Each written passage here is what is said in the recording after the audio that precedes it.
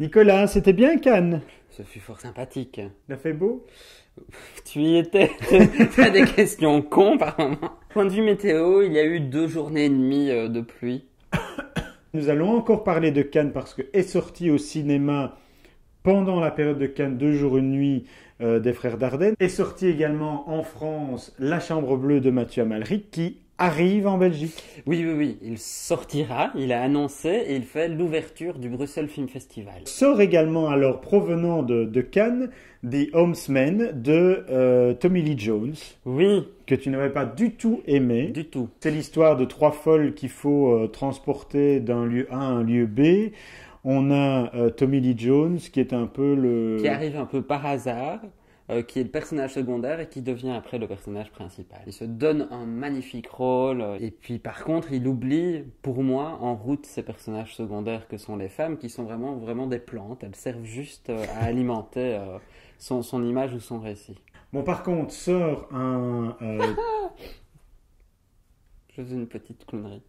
Par contre, sort au cinéma cette semaine un film que nous avons très fortement apprécié, The Rover, avec Robert Pattinson. Un film que l'on qualifierait D'apocalyptique. d'atmosphérique. Ah, ça c'est plus qu'atmosphérique. C'est un film qui est enrobé musicalement, qui a vraiment une couleur, qui est à la fois bleu et jaune. On est beaucoup pour moi dans le dialogue, mais on a de très très belles prestations d'acteurs. Si on n'a pas envie de voir des films qui étaient à Cannes, on peut toujours aller voir d'autres films. Et j'en vois 3 magnifiques qui pointent leur nez. On va commencer par Enemy. Ah oui, Denis Villeneuve. Oui, je n'ai rien compris. Ben écoute, ça parle un peu de schizophrénie. C'est aussi un film extrêmement atmosphérique. Oui, mais un peu moins bien que The Rover. Ben c'est différent, disons qu'ici j'aime beaucoup le réalisateur, donc j'aurais du mal à en dire du mal, mais en même temps c'est purement esthétisant. C'est incompréhensible. C'est très bien joué. Moi qui déteste Mélanie Laurent, elle est Oui. quand même, enfin voilà, elle n'est pas achetée quoi. Un autre film qui sort cette semaine, c'est Amour. Sur place ou à emporter. Tu as vu le film? J'ai vu le film, je l'ai vu à Cannes d'ailleurs. Oui, parce qu'il y en a qui vont faire leur promotion à Cannes. Le film n'est dans aucune section, mais profitons quand même. Il y a des journalistes. C'est une comédie romantique gentille, c'est une adaptation de la pièce de théâtre de l'héroïne du film et de la réalisatrice Amel Chabi. Ça ne casse pas des briques. On va retrouver à ses côtés Noum Diawara, que l'on a vu également dans Qu'est-ce qu'on a fait au bon Dieu.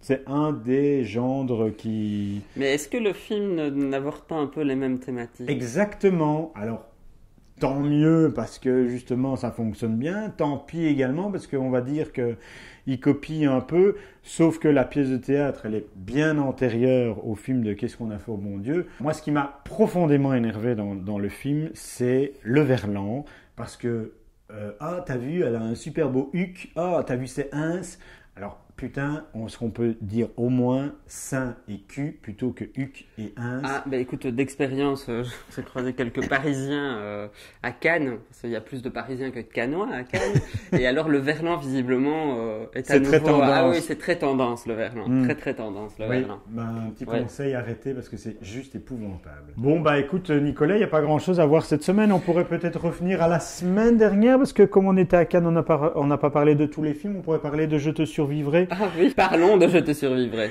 du Belge Sylvestre Sbill, Oui. que j'ai rencontré. Et j'ai rencontré également Jonathan Zakai. Alors, au fond du trou.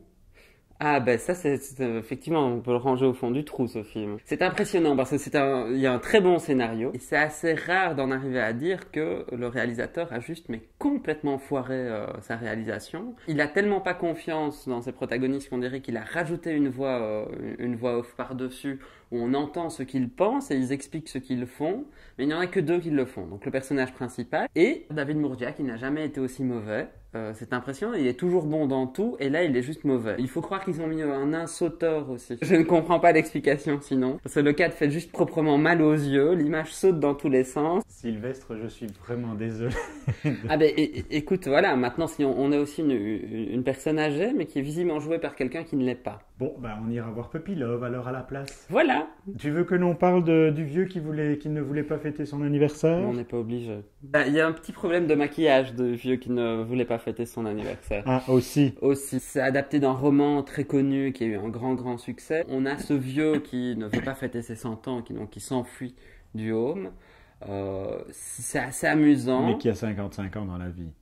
S'il les a. C'est de l'humour nordique, donc on se retrouve dans des situations burlesques, enfin, c'est fantasque, c'est vraiment, ça marche bien si on prend le présent relatif. Le tout, c'est que le film est construit avec une série de flashbacks, où on revoit toute une partie de sa vie, où il revisite l'histoire, ce qui pourrait être amusant, mais qui en fait est très balourd. Bon, et bien voilà, ce qui terminera notre choix cinématographique de cette semaine. Allez, à la semaine prochaine. Ou pas.